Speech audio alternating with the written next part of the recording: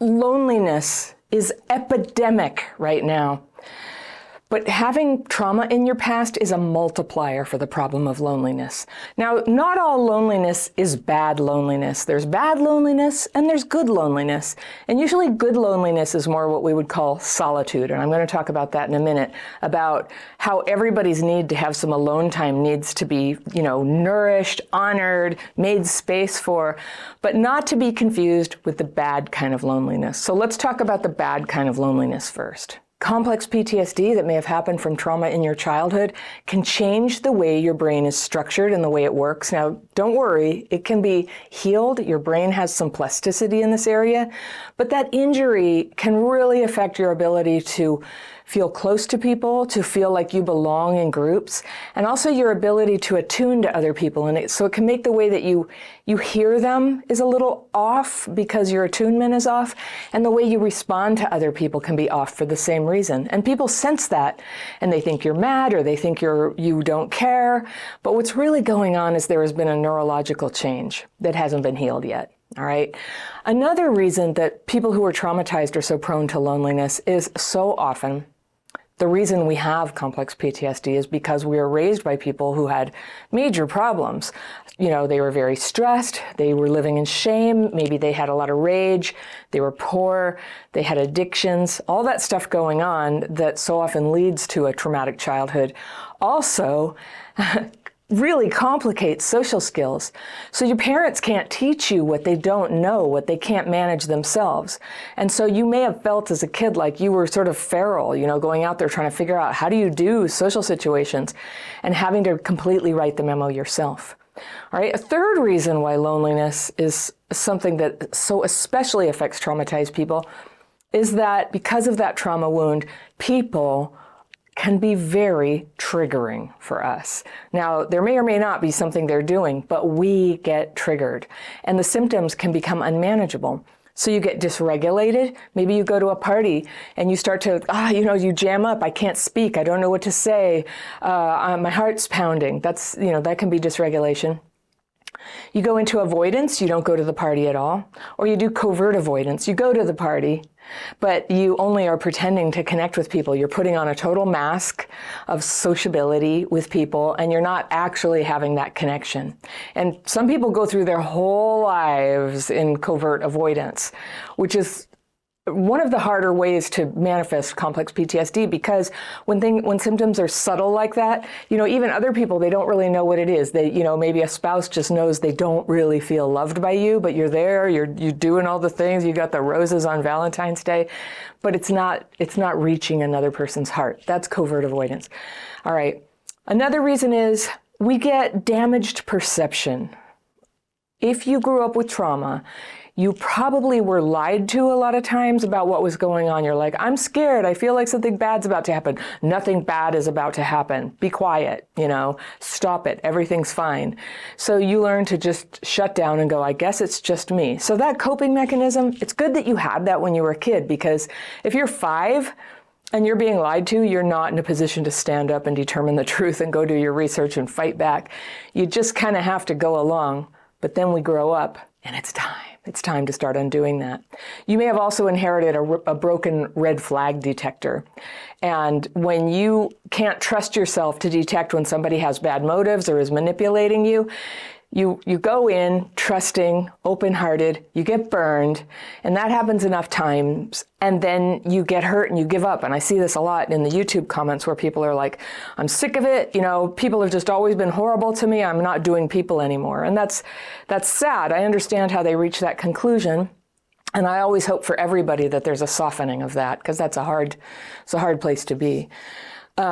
Also with trauma, we can be very socially awkward. We're not always aware. We are uncomfortable. We're anxious in social situations. And I don't mean everybody. I mean, nobody is identical, but this is a common pattern, to not be able to read the room. There's so much going on in here with the dysregulation and the worry, it's like, am I going to say the right thing, that you can't really tell. So if you've ever done that, where you walk into a room and you come in and you make a little joke and everybody just looks at you like, and maybe they were planning a funeral. So there's that perception damage and leads to social awkwardness where you cannot read the room.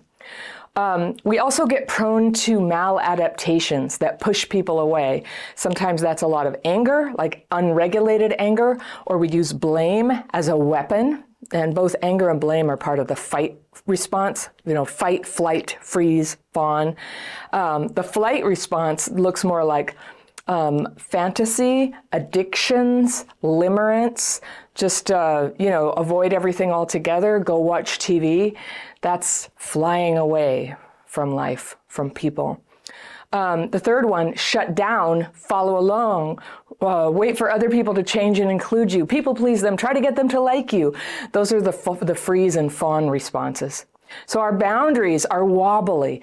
When you weren't taught boundaries and you weren't allowed to have them as a kid, they get, you don't really know, like, am I allowed to have this boundary?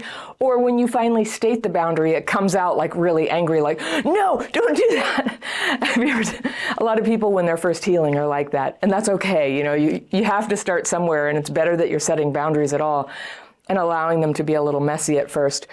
But when you don't have any boundaries at all, it isolates you because it's the only thing you've got to protect that tendency to get dysregulated. All right, so let's talk about the cost of isolation, the personal experience of loneliness. I mean, that alone is just so painful. And I get, 100 letters a week, many, many letters. I get hundreds and hundreds of comments. They're from people who are feeling hopelessly lonely. They don't know what to do. They've tried things, but their trauma wounds are just putting enough of a little kind of divot in their ability to figure this out, to solve the problem, that they can't. They haven't yet. They haven't yet. Now, this is what this channel is all about. It's about healing trauma wounds that cause this. There are some major manifestations of trauma, and one is that it was getting dysregulated and having your nervous system out of whack, which kind of, feeds everything else in trauma symptoms. But the second major area is disconnection from people, loneliness, choosing people who treat you badly, never getting loved or supported or never being safe with people. So that's disconnection. The third one is self-defeating behavior. And sometimes being lonely it begins with dysregulation, but it turns into a self-defeating behavior. So that's why it's so important. Like, being connected with people is so intrinsic to life, to healing. And not only do you need to heal in order to have connections, but you have to begin connecting with people in order to heal. Because I'm telling you, the trauma wound is relational. It happened through the way that you were connected or not connected with the first people in your life who were supposed to love you and deeply connect with you. And then it spreads out to your other relationships in the course of your life. So you can't go back to your childhood, can you? You can't go back. You probably can't change your parents. It's extremely unlikely, if they're alive even, that they're going to change on that. So the place where you start to heal is in your own capacity to re-regulate, reconnect, and change those self-defeating behaviors. And it's so important that you do that because it's not just like your mental health and your happiness. There's a physical health cost to loneliness. When your immune system is compromised, there's a far higher rate of chronic disease. There's a far higher rate of autoimmune disorders. And then, of course, the mental health things like depression, anxiety. Everything depends on you learning to re-regulate and then work your way slowly, gently back into reconnection.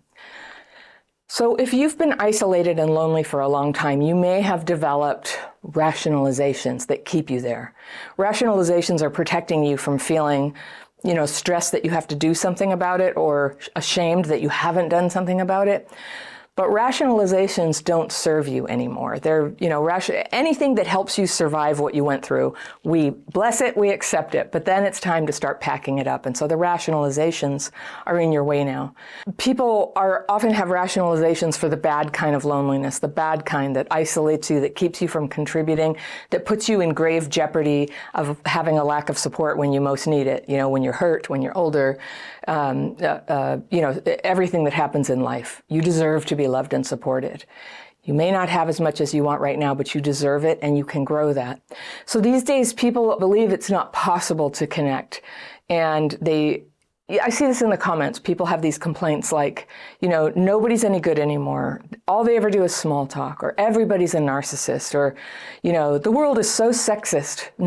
How could a woman ever have a job or a friend? And, I'm just here to kind of disrupt your thinking on that. Like, whatever the world may be, with all the crap in it, there's also a lot of good in it, in all kinds of people.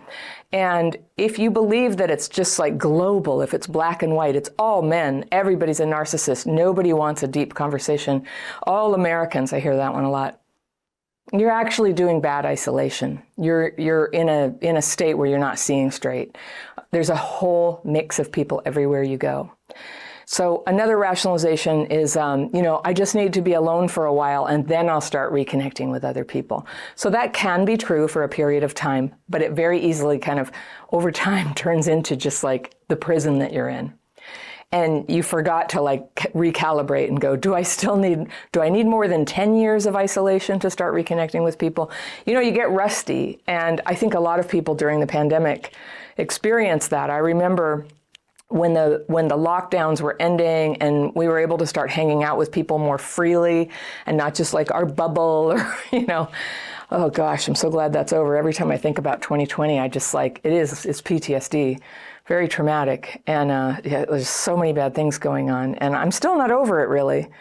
But one thing that I am recovering from is being rusty on connecting with people. So when I first started hanging out in groups or being in parties and stuff, I remember I was having trouble like organizing my conversations and they would become way too granular. Like people go, hey, how's it going? I go, oh yeah, good. It's really good to see you. What have you been up to? Oh, blah, blah, blah. Yeah, the pandemic really bad, right? And then all of a sudden my mind would wander to some very specific thing. Like I got these shoes, but they came late from Amazon and I'm not sure about the color. I would just sort of, my mind was rusty at like how to focus on the overall conversation and the other person. And it would just sort of go down these rabbit holes of lonely thoughts, of things you think when you're all by yourself, being at a party, thinking about an order you placed on Amazon 2 weeks ago. I was making up an example, but that's what it was like. I was always like down in the weeds of my mind and not sort of in my social self, attentive, listening, responding to what somebody's saying. And it's ultimately a very self-centered place. And there's a time when we need to be self-centered and then a time when we need to come back out again. And so that's what happens with isolation is you lose even more attunement with other people. So your conversational skills are just blah. And then of course your emotional skills and the emotional attunement to other people, it just seems like, if you have a lot of fear, anxiety, resentment inside about how other people have treated you, it can become a self-fulfilling prophecy. In isolation, I saw this happen a lot. I saw it in some family members. Often the more isolated they were, like especially the older people during the lockdown who were like really, really isolated, they just became so unreasonable. So, and they'd be watching TV, watching the news and not dealing with people. And their whole world was all this negative world portrayed to them on the news. And they became, unable to connect. And I say they, but I think everybody did it, including me. A lot of our interaction was coming off this TV. And honestly, I don't feel like the TV, I love entertainment on TV, but I don't think the way information is delivered is always in our best interest. It's not always fair. It's often, designed to get us worked up, angry, because anger brings us back. We click, we tune in, we watch, we buy. And I'm very disappointed in that. And I try to make this channel the opposite of that, where we get to like process all that anger, come back to reality and start to see the nuance in the world, that not everybody is bad, not everything is evil. And when there is evil, I want very much for everybody to be alert to it so they can stop it. But you can't. When you start to think that everybody's bad and everything's bad, you're not able to do anything about things that are actually bad. You're basically kind of in your own world. And, I'm sorry if that's harsh or calling people out, but I speak from experience. I don't want to live in my own world like that. Definitely not if I'm going to be in my own world, I want the happy la-la one. But that's not good either. Either way, when you're in your own world, you end up isolated. So you don't want to have that.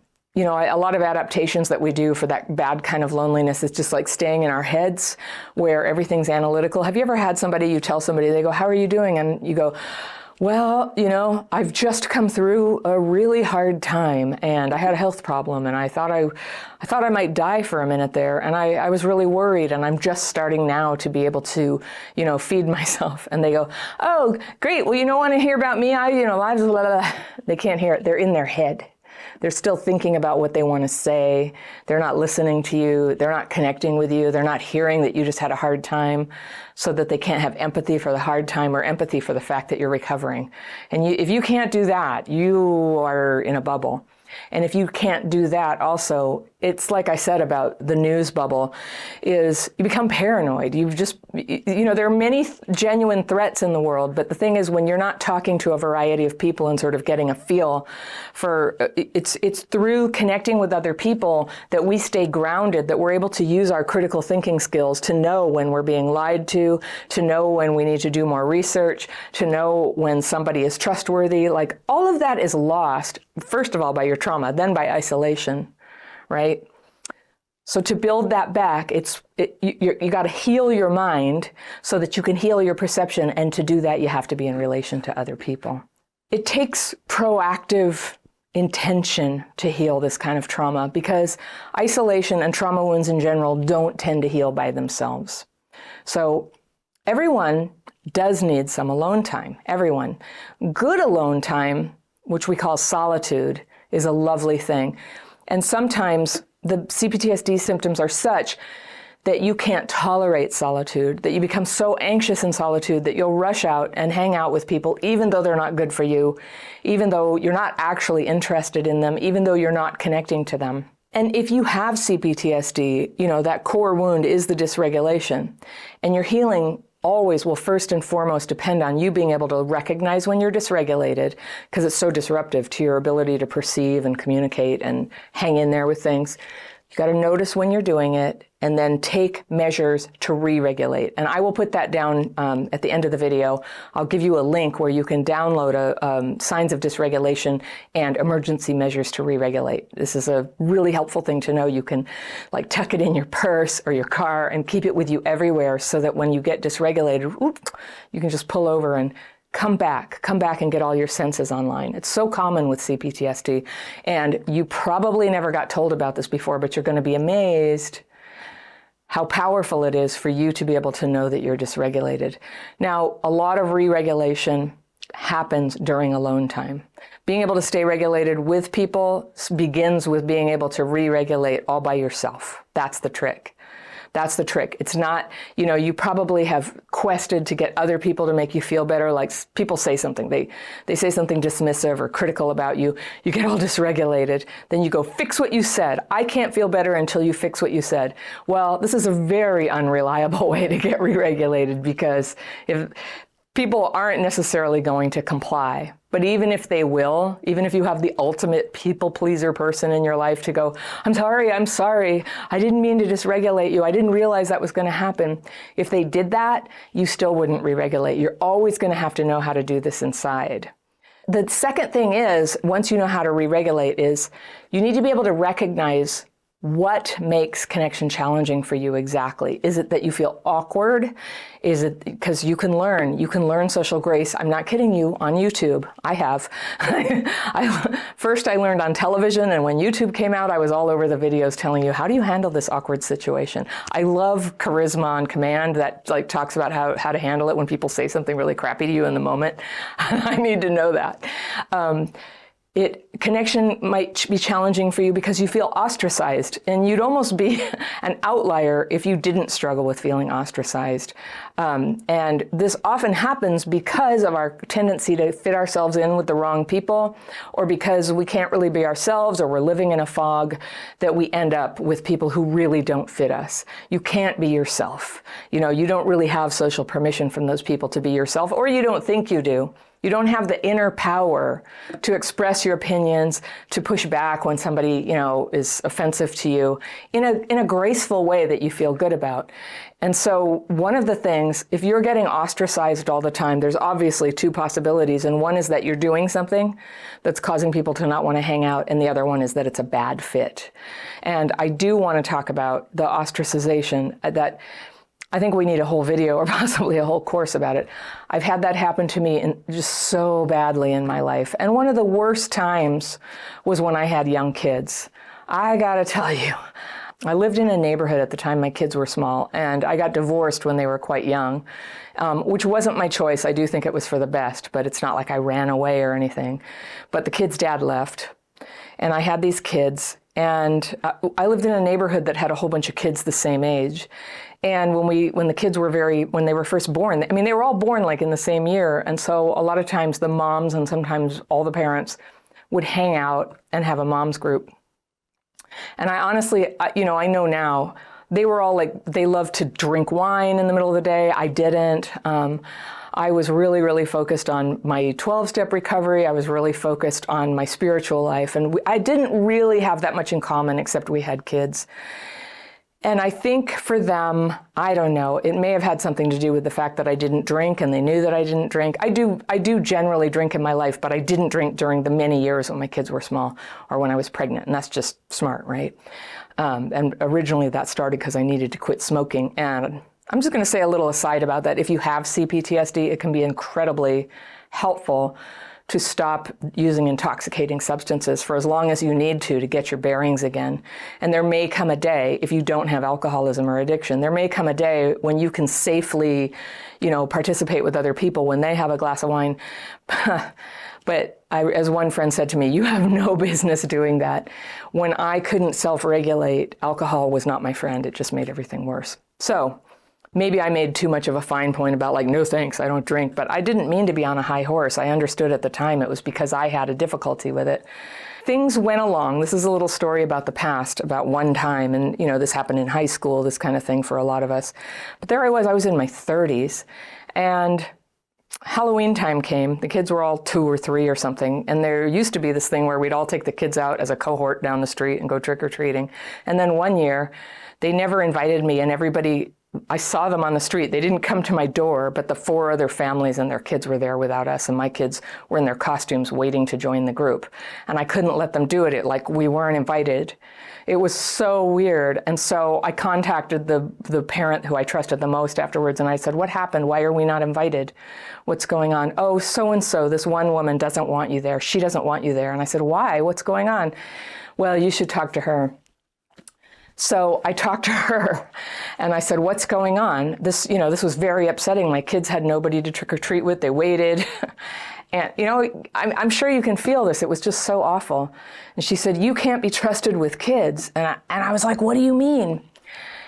And it turned out she had this resentment for, I don't know how long it had been then, months. It was based on something that wasn't true.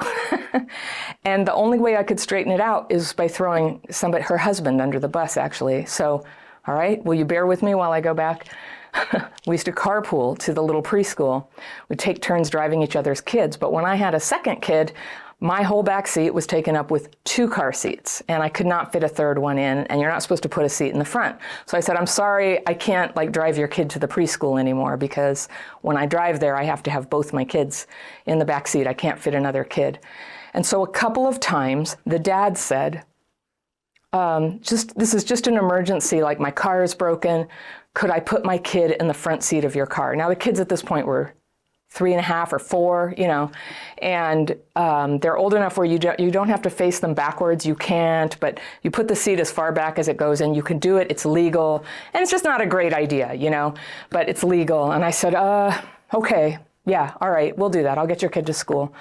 So he put his kids in. We did that 2 or 3 times. Well, apparently the mom found out. The dad said that I had just done it with no permission. And then this whole reputation for me as somebody who couldn't be trusted with kids went around. Now, to be fair, I had personal problems that you could have criticized in my life, but the fact that I gave that kid a ride upon request reluctantly was not one of them. But it went down in history, and there was gossip about me. The whole neighborhood, it was this long cul-de-sac. And next thing you know, this rumor mill was spreading, and they said, oh, she can't take care of pets either. And they said she's had 4 cats, and she killed them all. And it's like, I didn't have 4 cats. I had 1 cat. And when it was 15, it died of feline leukemia. It was very sad. And then I got a kitten, and I still have that cat, who's 12. And all of this, it was just like this crazy ostracization rumor mill. And it got ratcheted up and up and up. And to this day, I can't tell you what really happened. At the time, these rumors would circulate, and eventually they'd get back to me. They would say, you know, just all kinds of things that were made up about me. It was like the mean girls in high school, but everybody in their 30s and even 40s. And I just closed up shop, and I left that neighborhood, and I never went back. It's a horrible memory. I lived there 14 years. And the ostracization was wicked and cruel. And here's why I think it happened on the meta level, you know, is I was really isolated up there. I was not with my people. I had just gotten divorced because my marriage was so difficult. I was ashamed of what was going on. I didn't have genuine connections with people, and I was starved for actual support from people who cared and understood. And they were not my neighbors. They were not them. Those were the years when some of you have heard, I had like 14 major surgeries. I didn't have help. You know, one neighbor, one time brought a meal over, and I'm very grateful for that. But it was 4 years. It was like in my face all the time, the ostracization. And so this is what I want to say. Is everything bad, everything misattuned, everything that was a mistake in my life, I can't think of an exception. I did because I was lonely. And this is my pitch to you. Why it's so important to start coming out of that isolation and work on it, even if you think people are terrible and it's not worth it. When you can begin to put your connection to other people back together, you will start to have a new experience. There really are okay people out there, and you're going to have to find them, and you're also going to have to work on yourself a lot because you're rusty. You get rusty. And as you begin to do that, slowly and surely, I have a course for that. It's called Connection Boot Camp. It's like a 30-day program with a video and a worksheet each day. And lots of people have used that to sort of walk themselves back out into society very gently, one little step at a time. You can check that out. That link is always down below in the description section.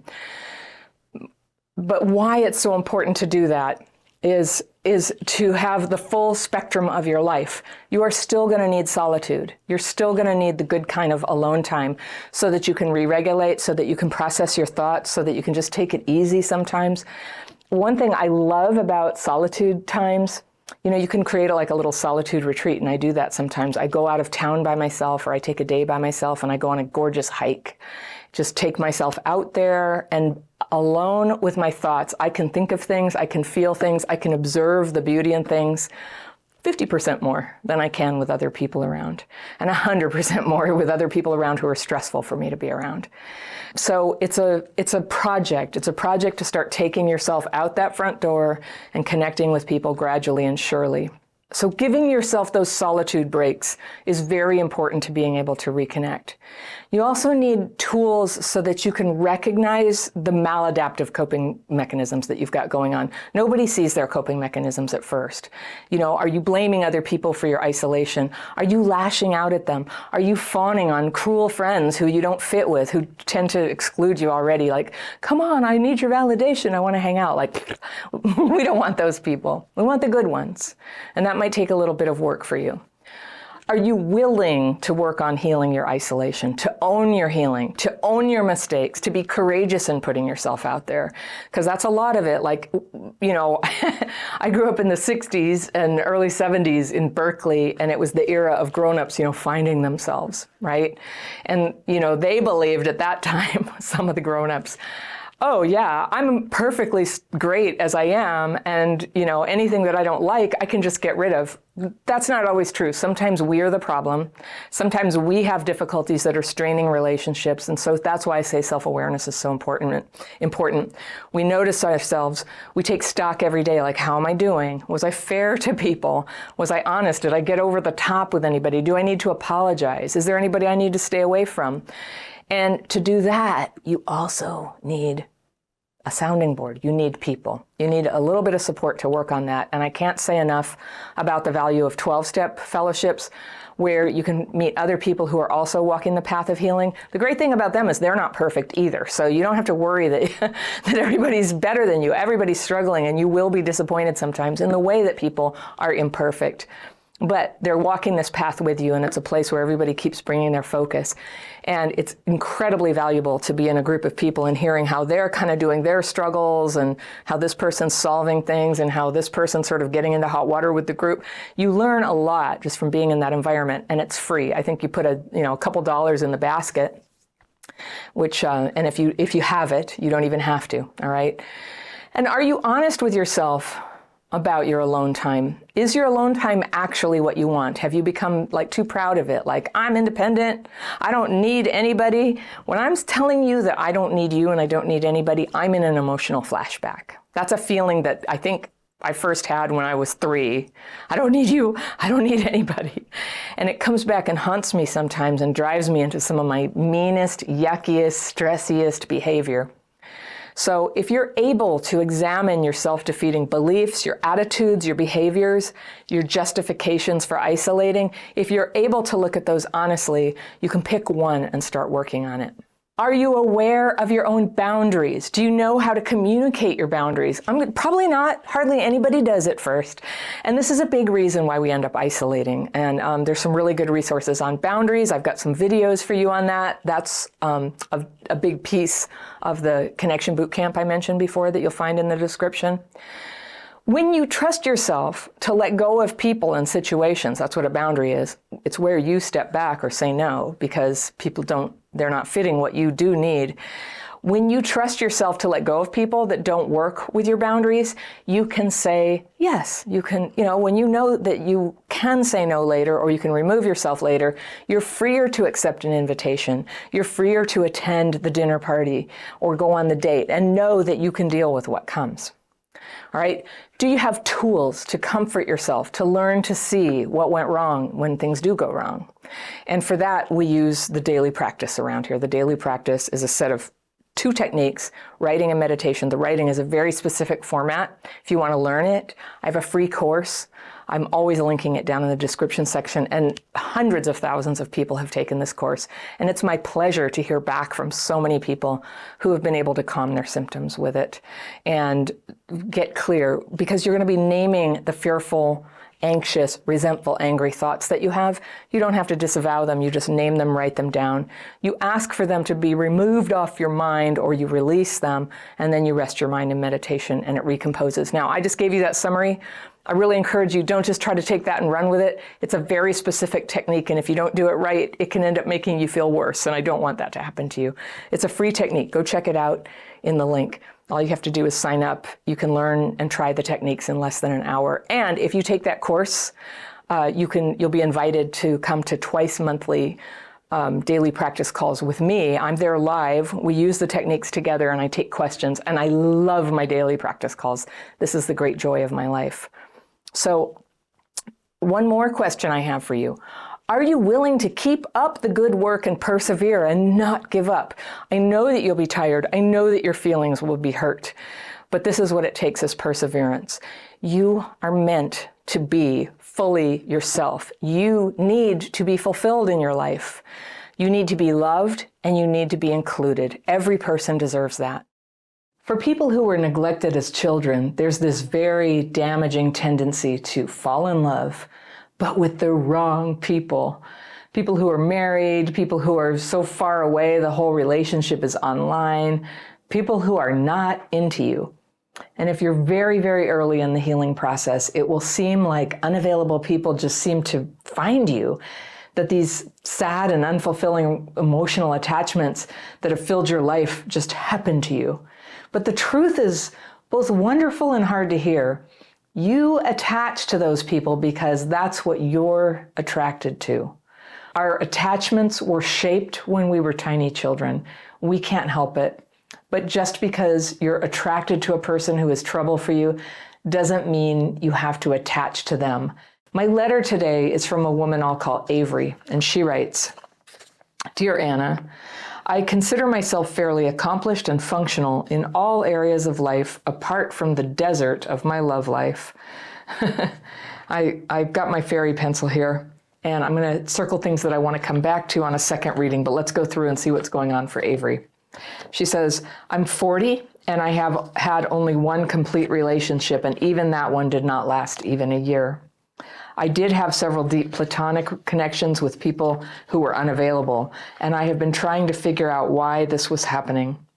When I first fell for a married man, a coworker, 10 years ago, I did not see the pattern. I did see a connection like I had never had before. We never crossed the line. For most of the time, I actually managed to not think about him actively because we didn't talk too often anyway. Holding hands happened once while he was driving me home from a business gathering. After that, I went a bit crazy in my head, but nothing else happened. We had some connection in the years that followed, but it eventually stopped.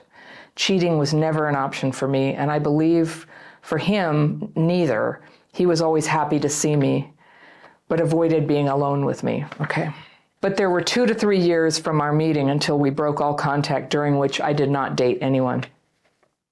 When I accidentally met a man from America online, and she says she's from Eastern Europe, I did not see the pattern either. On the contrary, my urge to, after a couple of months of chatting, visit him and find out in real life what this was all about made me feel certain that there was no internal sabotage present and that I was pursuing something real.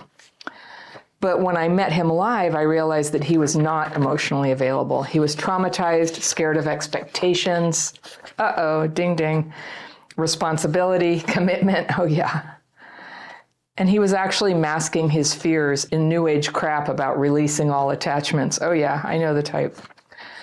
In hindsight, I think I could have recognized his need to gather supportive women around himself who would pine over him and make him feel good about himself.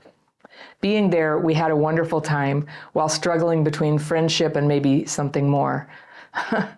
Of course, after I came back home, there was not much that we could do, even though at first we tried to keep in touch. But it took me a couple of years again to move on from the experience emotionally. So there it is again, like a multi-year gap between these unfulfilling relationships. When I met another married coworker, a great platonic relationship again, only then it hit me that it was a pattern after all. This time, the relationship really grew into a friendship, though we had moments of what I found online is called a work spouse dynamic, even though we talked pretty openly about our relationship, which might have gone a different way were the circumstances different, and an affair was never an option. It took me 2 to 3 years again to gather myself and stop having the false sense of having a partner while only compensating through the connection with him. In the end, I did manage to grow indifferent to him in this sense and to remain coworkers and friends without compensation. To sum up, in the past 10 years, I had no sustainable love situation, she says. Meanwhile, I turned 40, and all along I've been doing therapy, but never managed to find a clear cause of this pattern. I don't know what you talked about. I seem to be just fine. I actually rarely meet available and likable men close to my age, so I even considered the mentality of my region to be not compatible with me, but maybe I'm overthinking. To my background, I have grown up with a strong, dedicated mom and an irrational dad, prone to sudden outbursts of rage. Rage plays a role in a lot of these stories where people can't connect. I remember him being predominantly verbally abusive, even though I know that he used to attack my mom physically as well. Oh, honey. I have very few memories of that. My mom managed to create a family inside our family to take us kids in and somehow give us stability in spite of our dad. Oh, interesting. Like the secret family within a family, sort of like the secret relationship within the workplace. I could see how those compartments were set up for you. I don't like to analyze too much about the past, therefore the present, because really what matters is what you do now, but I can see that. Sure, when Dad was around, we had to walk on eggshells, never knowing what would trigger him next, but we did it all together. We had each other. We were a team. And Mom's team is one of reason, so we grew up as a really rational and intellectual. Dad's irrationality was the polar opposite, so emotions got somehow banned in our psyches to some extent. So I think what you're saying is it got easy to talk yourself into tolerating a relationship that was unfulfilling. as a naturally highly emotional person, I grew up truly confused about myself, and in the end had to learn to connect my rationality and emotions. I did not date at all until I was 27. Wow. And I'm sure that this has something to do with the dynamic in my family. My siblings did not have any relationships while growing up either. Okay, so maybe you were masking through that. My wish is to find a real relationship, a loving partner, to become a mother. Okay, not to waste any second more on fantasies. I know I do need this deep connection. I do need friendship as a base before developing any feelings towards a person. I'm going to talk about that. I don't think that's true. I'm not a person who can fall in love on the first or second or even third sight. I have to get to know the person first, to get to trust him like I could not trust my dad. Oh, okay. So you do know that about yourself. What I would like to know from you most of all is whether you have any experience with symptoms like mine, and what would your take on it be? I really appreciate your point of view in all the videos that I've seen so far. Okay, and that's Avery. Thank you, Avery. Yes, this is really common for people who are traumatized, and your trauma, I'm so sorry, that just wasn't good. There's an absolute explanation why this is hard for you and why you're reluctant. And so I guess I'll start at, you want to get married and have a child, and you don't have a minute to waste. And so, as you know, there's no guarantee that this can happen in time, but I'm all for you giving it a try. And I would love for you to end up married. And however you end up having a child, whether it's naturally or through adoption, I want that for you. That's your heart's desire. So let's assume that's where you belong. You have all this stuff in the way, some trauma-driven behavior, which is that you have trouble detecting when all your emotional and romantic energy is going into somebody who cannot return it, will not return it. And you've done this again, and it takes so much out of you that you end up with these like 3-year pauses, 2 to 3 year pauses, before you get feelings for somebody again. So the practical way that many people handle this, I have a relative who did this, is you get very clear about what you want. I did that. I had one terrible relationship after another, and when everything changed for me, the first step that launched the change for me was that I got very, very clear about what I wanted. It has to be somebody who is not married, not in a relationship, is looking for marriage, does want to have children. And you get to put that out about yourself quite early. It's one thing when people are like 17 and dating where it's just a date, but at your stage of life, this is something to put out there. And there are good people who are looking for the same thing. I think, when we're a little older than the age when people normally get together to form a family, that some of the good people are taken, it's true, but some of the good people have just returned to being available.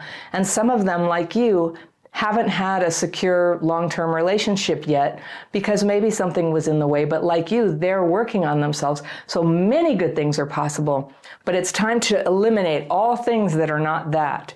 You have to be clear what the criteria are of what you're looking for, and not date or get involved or have a so-called platonic friendship. When you say platonic, it wasn't really because you had feelings for them.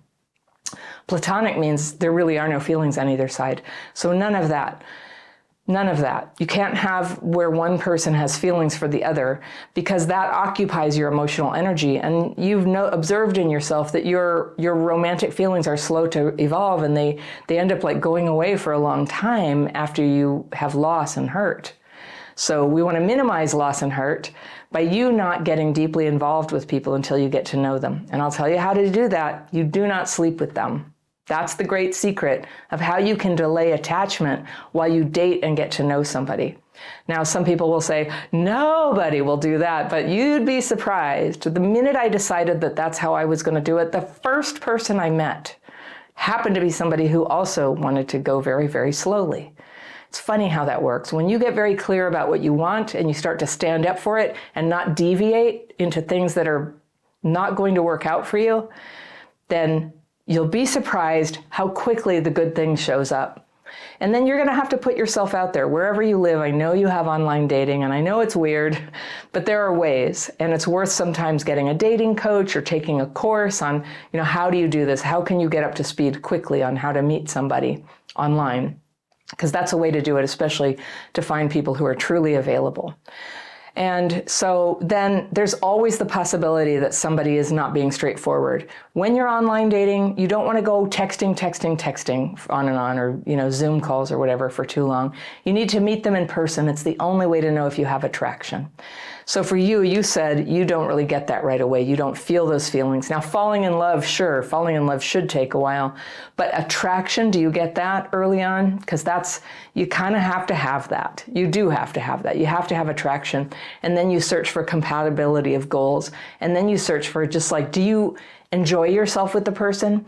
Does your time with them sort of call you forward into a slightly better version of yourself in a comfortable way, not pretending you're somebody you're not, but you just find yourself feeling kind of inspired to take a next step in your life that's better for you, just because being around this person sort of turns you into that. It turns you into the better version of yourself.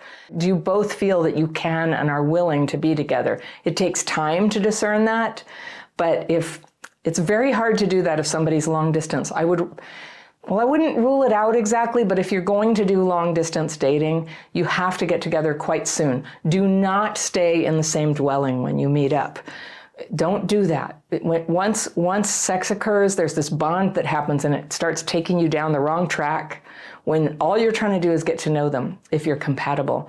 The longer you can delay that while you get to know them, the better. If the attraction is there, it's there. And if somebody's not willing to get to know you for a period of time before they get sex out of the deal, I don't know, they're just not that sincere a person. They're not perhaps suitable to be the father of your children.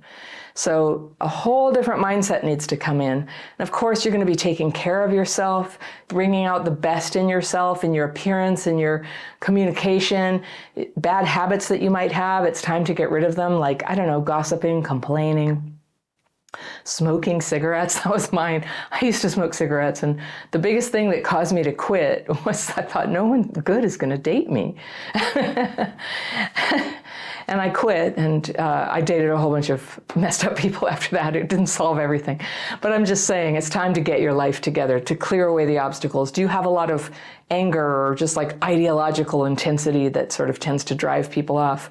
It's time to become somebody who is on the red carpet towards marriage. Very different. You treat yourself very differently and very well. And I would really do the research. There's good people on YouTube who teach about this, and do the work. And there's also a lot of like schools of thought where there's a lot of people who are very postmodern and they're just like, oh yeah, sex with tons of people until something takes. If that worked for some of us, it would have worked by now. We're going to do something a little more systematically now. The irony about a codependent person is that while they're focusing excessively on someone else, they're actually absorbed in themselves. And one sign that someone is behaving in a codependent way toward you can be that you feel very irritated and invaded by their attempt to be connected to you. They hover, they get in your business, it feels impossible to have boundaries around them. They say it's just because they love you, but something feels off. Sometimes codependency is an urge to fix you, but sometimes it's not about you at all. It's about them. And that's the dirty secret of codependency. It can actually be one face of self-centeredness. My letter today is from a woman I'll call Karen, and she writes, "Hi, Anna. It took me 30 years to understand that I was codependent. I'm turning 40 this year, and most of my life I've been crap-fitting and giving time to painful friendships, relationships, and jobs."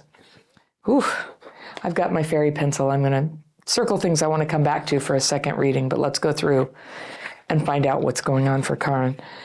The last 10 years, I've been in recovery mode. During these years, I've found healthy friendships and a job, and they're guiding me toward better decisions. I'm living my happiest time. I'm now single and dating mindfully and slowly. There's still a subject in my life that I don't seem to get my head around, and I'm wondering if you can help. My dad got sober when I was 3, and I've considered myself very lucky. But when I understood that I was codependent, I realized that although there weren't visible addictions in the family, everything was still not over, despite my dad's sobriety. So I guess she's linking codependency to substance abuse. Okay, possible. My parents are nice people. They're friendly and welcoming, and I feel bad that I'm having trouble being around them. When I'm talking to people about this, many just shrug it off by saying that parents are always make their kids mad. But I'm not sure what to think of my situation, and I feel guilty for my feelings. The thing is, I'm an only child. I had unwanted power in my home growing up. As a kid, I once wrote in my diary that I felt like the dog that walks the owner and not the other way around. Everything revolved around me. Needless to say, I was spoiled. I had some boundaries, like when to come home, but never had to clean my room or do any chores. As an only child, I felt lonely all my childhood and somehow unsafe. For some reason, I couldn't really trust my parents to be there for me.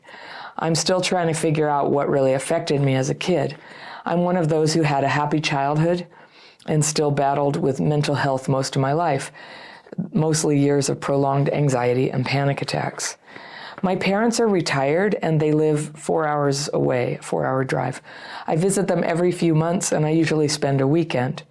My mom is clearly codependent toward me. In the past, I had to battle her to stop calling me every day, and the situation is still looming. When I visit, she circles around me like a fly. Her words. She thinks it's funny. She is an anxious person, and a few times I remember her panicky voice calling me like I had gone missing. I was in the bathroom. This sounds silly, but last time I ended up tiptoeing in the house to not let her know where I am, so she wouldn't follow me around. I recently wanted to make them dinner, and while I was in the kitchen, she spent the whole time trying to read my thoughts, meaning every time I reached for something, she was there to hand me groceries she thought I needed, although I stated firmly multiple times that all I needed was time to think. She doesn't respect my boundaries, and I often feel like she doesn't really listen to me. And then again, it's really hard to keep my boundaries when I'm in their house. She's not the kind to be self-reflecting, so I don't think she can really change. My dad has been sober most of my life, and I feel closer to him than my mom. Although he's kind toward me, I think he has such low self-esteem that he needs extra appreciation all the time. That's interesting. You're trying to fix that for him. He needs extra appreciation all the time, but you automatically qualified it as it's because he has low self-esteem. He's the master of making everything about himself and still needing more. I find it hard to talk to him since he doesn't have the ability to hold a conversation, but everything turns to his monologue. I've seen the same behavior in many men his age. I guess it's a generation thing also. I can't help that all this shuts me down, and I've noticed I tend to develop a very dark, almost compulsive inner dialogue in their company that drains me more.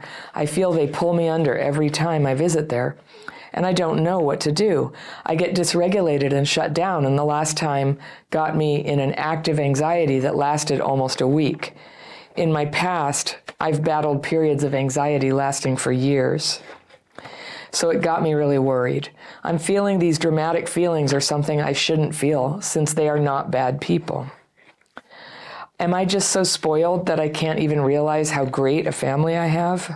I've tried to talk to them, but it really hasn't led to anything, so my wish is to get on top of this on my own, but I really don't know how. The only thing that is constant is that I get really depressed, and I'm now concerned if another visit turns into prolonged anxiety. They're retired and still healthy, but I'm concerned about the future when they'll need my help more. Can you help? Oh gosh, Karen, this sounds hard. My heart goes out to you. So let me go through what you told me, and I'll tell you what I observe here. You call yourself codependent. Maybe that's the word for it. I don't know. You're turning 40 this year. You've been crap fitting to painful friendships and relationships and jobs this whole time. So you're not able to go for what you want. The last 10 years, you've been in recovery mode, so that's great. You're dating slowly. You're dealing with healthy people. Progress, very good. There's still a subject in my life that I don't seem to get my head around, and I'm wondering, okay, my dad got sober when I was 3, and I've considered myself very lucky. But when I understood that I was codependent, I realized that although there weren't visible addictions in my family, everything was still not over despite my dad's sobriety. Yeah, sometimes I think the word codependence is often used in different ways. And for some people, it's automatically, it's what you are if there was an addict or alcoholic in the family. And maybe that's the dynamic for you. He sounds like, though he doesn't drink, he still has some pretty negative characteristics. We'll talk about him in a minute. And so, codependency develops as a result of neglect. So I guess what I want to posit to you, Karen, is that you had this great family and they're so nice, but they weren't. Your dad is completely sucked into himself and can't listen in monologues. Your mom hovers around. I expect she's lonely from being married to him, but she hovers around and she doesn't respect boundaries. She's very much like in her need. So she's not present for you either. And so in a sense, you are a neglected person. Your personhood is neglected here. And it would connect, if you're like living a life of anxiety, you crap fit, you are following a pattern of people who are traumatized or neglected. I think neglected is an appropriate word. And then stifle it. Somehow there is not permission for you to just criticize this. And I'm not really talking about to their face, that's a separate decision, but just to admit, it wasn't that great. Just because you weren't beaten, just because your dad wasn't actively drinking, doesn't mean you were emotionally cared for. When somebody hovers around, that is about them, it's not about you. And I just really notice that you see real patterns in people who were not seen by their parents, which could be the case even if overt abuse is happening or not. You're not seen, you're not being witnessed as a person, and that is so important to a kid's development, to get them to notice what they like, to give them space to make a choice here and there, and to this thing where they did everything for you. I don't know, your mom sounds, I get the impression, I don't know because I don't know the whole story, but I just get the impression she doesn't have much of a life or an identity outside of her family, and this husband who can't even talk to people and just talks about himself. That sounds really hard. So you're an only child, so you had all this focus on you and everything revolving around you. That's a lot of demand from a needy mom, and I hear the anxious energy. She's anxious. There's just anxiousness. Your dad drank for, there was some kind of thing going on in him that made drinking feel like a solution for a while, and then he stopped, okay. And I don't know when you say sober, if you mean sober and in an active program of recovery. People who are in an active program of recovery will make a distinction, and somebody who's merely not drinking but just carrying on with life and able to not drink, they might call that dry, which means the characteristics of alcoholism show up. And self-centeredness would definitely be one of the common characteristics of alcoholism. So you never know. But I'm here for you. We could think about them and diagnose them. I just hear that you're afraid to let them down and that you don't have a right to be angry. And when you say she won't respect your boundaries, I can't totally tell if you're like tiptoeing around the house, whether you're expressing your boundaries, but I believe you when you say she's not going to change or get it, no matter what you say. So now it sounds like you would like some time apart from them, that it's actually challenging your mental health to be around this.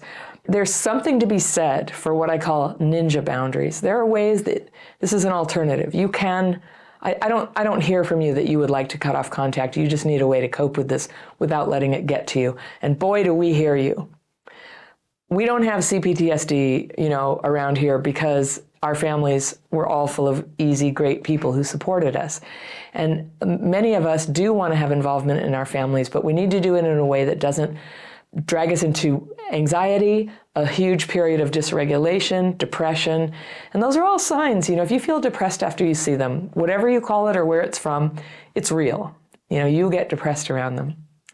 And so I can imagine, you've been in recovery, so you're having something like this in your life on your own, but where you start to develop who you are, your identity, and your confidence in your identity, so that when people are just like getting all in your head and trying to put groceries in your hand, that would bother me too. People helping. It's not helping. I just heard Dr. Phil or somebody say, I was scrolling when I was taking a break, saying helping people is doing things that they actually would like you to do, not putting things on them that they don't need, or something to that effect. And I remember going, yeah, I thought about that. And that's what's happening to you, isn't it? She's not helping you, but they're sucking help out of you, that's for sure. I wonder if the relationship can be changed so that when you visit home, one of your boundaries is it isn't a whole weekend. I hear that it's 4 hours, but you could just make it a day. Even if you have to stay in a motel for the night before or the night after or something, you hang out for a day and then you go on. And it's just like a matter of quantity of time. It helps to prevent the bad consequence. You can check in on people, see how they're doing, help them repair the screen door or whatever is needed, and then get out of there with your sanity intact. Another thing you can do is support yourself. I call them ninja boundaries. So you can make a decision in advance. If they start doing this, I don't want to do that with them. I don't want to participate. And you think of gentle, almost invisible ninja ways that you don't get involved. So if someone's picking a fight with you about something, you just say, oh, you're probably right. With your parents hovering or something, you're like, oh, that's lovely, Mom. And then you find a reason to leave the room. And I hear you if she follows you around the house. I didn't really get a sense from you how much you articulated to her things like, Mom, you're following me, and it actually makes me uncomfortable. And could you please stop? I love you, but please don't follow me around the house. I will be back. So whatever's going on with her, it's a psychological thing, I guess. You say she can't respect your boundaries. Are you respecting your boundaries? Are you respecting your boundaries? And so a lot of times, we don't really have a boundary if people just can walk all over what we said was required and we don't leave, we don't step away, there's no consequence. Then it's we who don't have a boundary. We've expressed a preference, but it's not a boundary. Now, don't get me wrong. I'm never a fan of getting all harsh with people if there's another way. That's it. I cut you out. Don't ever call me again. There's a reason why that's not, something we want to do. It may not be necessary. It's about you having boundaries. And the best boundaries, ninja boundaries, they're sneaky. Nobody really knows you're setting a boundary. So you tell them, at some point, I have to go run an errand or I'm going to go meet somebody. And no, I'm sorry, you can't come with me. I will be back though. And you go. And even if they're standing there going, but, you go. And let them deal with their feelings. That's what a codependent does, is they have trouble anticipating that there will be negative pushback, and then when there is negative pushback, they can't handle it. They feel like they're bad people. And you have this here. You think you're a bad person. I do not hear you're a bad person. I hear you're struggling with boundaries with people who are kind of clueless about them, who aren't really there for you or really listening, that you're fulfilling a need for your mom and your dad. I don't even know. Maybe his need is just for somebody to be his audience. I don't know. Yeah, he's a master of making everything about himself and still needing more. I think people in the comments will tell you what the word for that is. I'll try to stay off that word. So you find it hard to talk to him, can't hold a conversation. And I have seen this behavior. I do see that people who have these negative traits, if they don't countervail them and work on it, they do get worse with time. And I know what pattern you're talking about in certain older men, where they stop working on themselves, and then they just sort of go in, they know the answer to everything, they've got an opinion about everything, and after a while you just get exhausted and give up. It's not a conversation. And I think there are, different kinds of people, women, men. Obviously, they're not perfect categories, but there's other things, other ways that women can sort of keep going down the track of their, the problem for them, the thing that's driving people away, and not come out of it. So I just want to praise you. You are working on it. You've done 10 years of recovery work. That's fantastic. You're building the tools. Part of any good recovery work always includes like self-reflection, self-evaluation. And that's what I like about you. You wrote, your letter is very reflective. You wrote to me, you're, subjecting yourself to the whole internet coming on. And, a few of them will just be like, I think she needs to cut off contact. And then I think she needs to be a nice daughter. And people will have their opinions. But I think most of us will hear you and have something about it that we can relate to and be on your side. We're on your side. If they can't change, it's your choice to decide how can you have them in your life if you choose to. How can you have them in your life in a way that you can handle? And it sounds like the terms need to be renegotiated. If you really can't have that conversation, you can use this: I don't engage in the activities and the behaviors with them. I don't comment on them. I don't talk about them. I find a way to separate myself from that interaction very peacefully. Because with people who are very self-centered or prone to, get yucky on you, it is yucky. It's this very benign yuckiness, right? But with people who do that, it's often not worth it to tell them why you're taking a step back, or even to make it obvious that you're trying to set a boundary.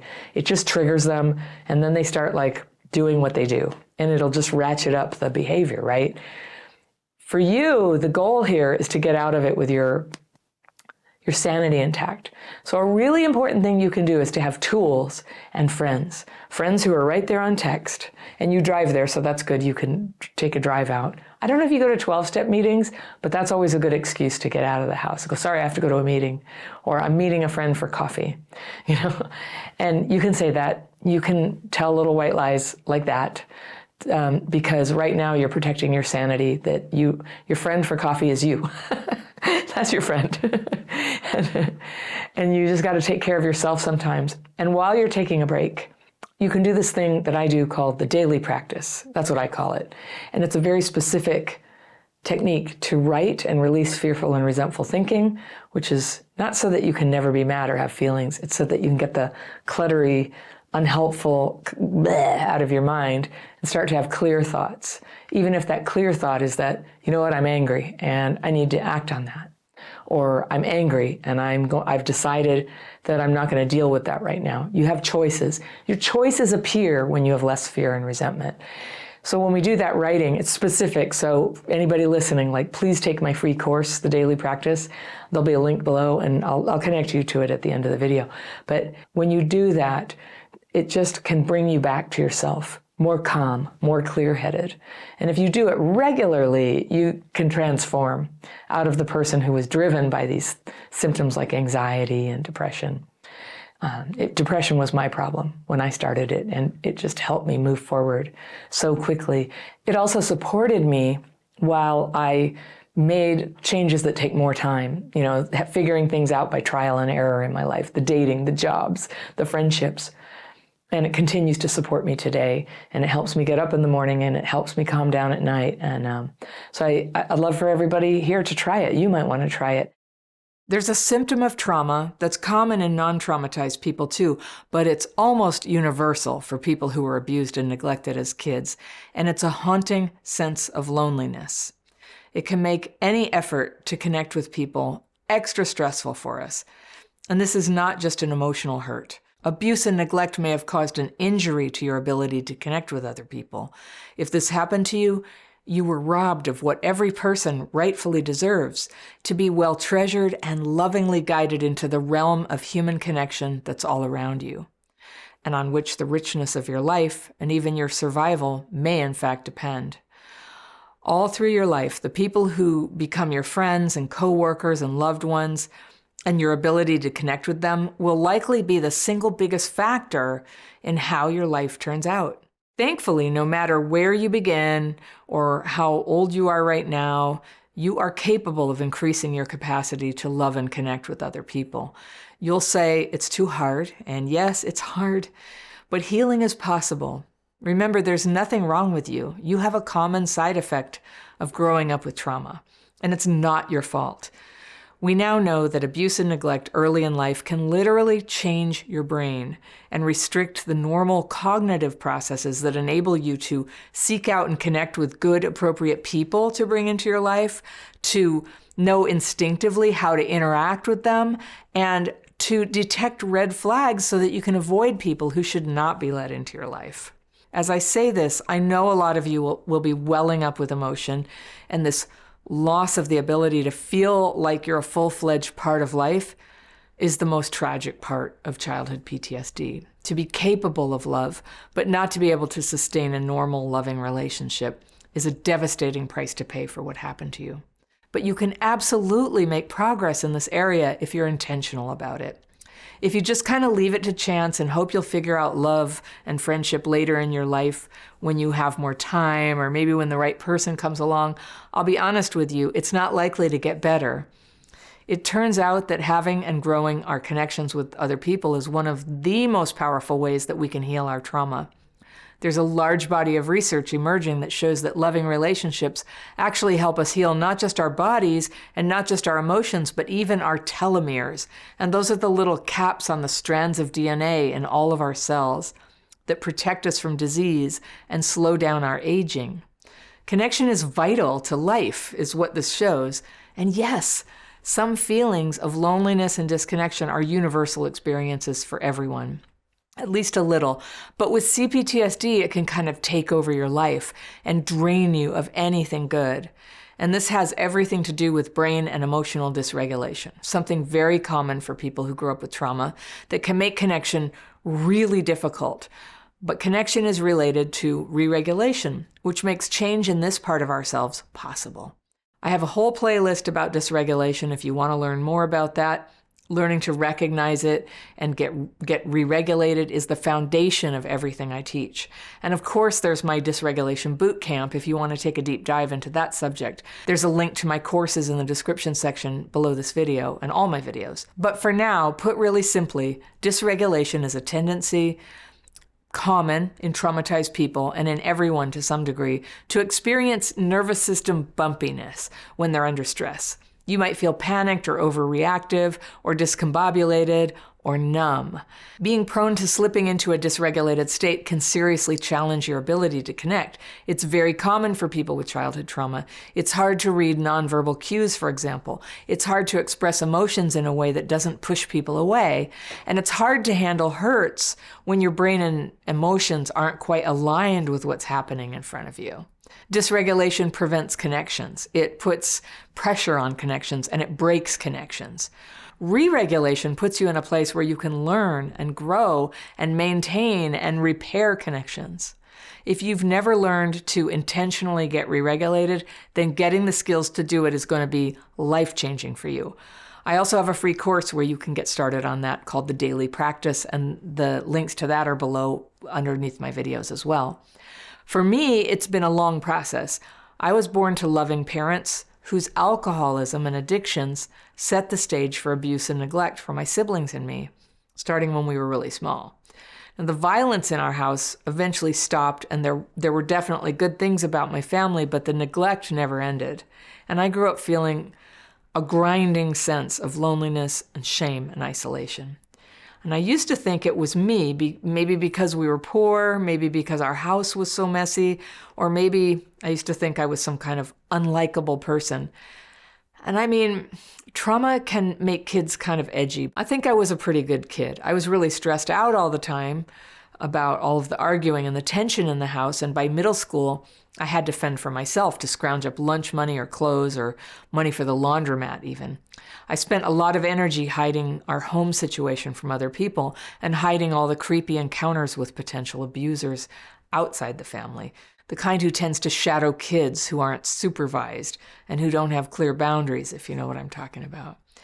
But despite all this, I did okay in my young adulthood. I was a good student, and I was creative and responsible, and I made friends with interesting and exciting people, and I had my first long-term relationship. But I couldn't sustain the good things in my life. And by the time I was 30, I'd quit the job and left the boyfriend, not because I was moving forward, but because I was falling apart. And that core loneliness was getting louder and louder. It made me selfish, and it made me mean because I honestly thought the emptiness inside was caused by some failing in the people around me. So of course people didn't want to deal with my anger and unreasonableness and blame, and they left. I tried to change. I was in therapy for years and eventually multiple times every week, but the more I talked about it, the worse I got. And the worse I got, the more scared and desperate I became. And I thought I was the only person in the world who struggled like that, even in therapy. There was no name back then for what was going on, but there is now. It's complex PTSD from childhood trauma. This is the kind of post-traumatic stress that comes from chronic, ongoing stress. This can happen at any stage of life, but CPTSD develops most commonly in kids who are abused and neglected. So you'll hear me say childhood PTSD, complex PTSD, almost interchangeably. And I always have to apologize because I know it drives some people crazy. They're like, Anna, the C is for complex, not childhood. And I do know that. And while complex PTSD is the technical term, childhood PTSD makes instinctive sense to anyone watching. You know what that is, especially if you have it. It feels good to have a name for it. And now we do. So that was a giant aha moment in my own healing, finding out that childhood PTSD is a thing and it's not just me. And the second crucial turning point for me was when I learned to heal the number one symptom caused by my CPTSD. And it's another thing there was no word for back then, and that's dysregulation. Now, if you've taken any of my other courses, you've probably heard the story of how I learned the writing and meditation techniques that were shown to me in 1994, and that, to my incredible surprise, calmed my stressed and hurting mind way, way down and brought my thoughts and emotions into order. What a game changer. And again, you can find that free course that I use to get there on the free tools page of my website or link down below this video. I'm always pointing down below in the description section. But I learned these techniques and very quickly became calm and clear. I sure wasn't expecting that to happen. Finally, I could see what was going wrong in my life as well as what's really good about me, underneath all the guilt and the self-attack I used to direct at myself back then. Now, maybe you feel anxious around people. Maybe past hurts have made it hard to trust. Maybe the shame and invalidation you're carrying from your childhood make it impossible to just be yourself with other people. And you're in fear all the time that you'll say the wrong thing, or that they don't like you, or that you don't belong. And you think everyone else belongs, but never me.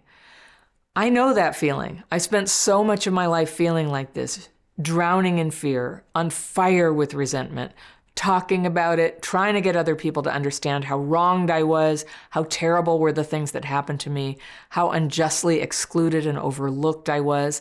And all these things were true at one time, and it felt like talking about it should deliver some kind of healing breakthrough. We all have to talk about painful things sometime.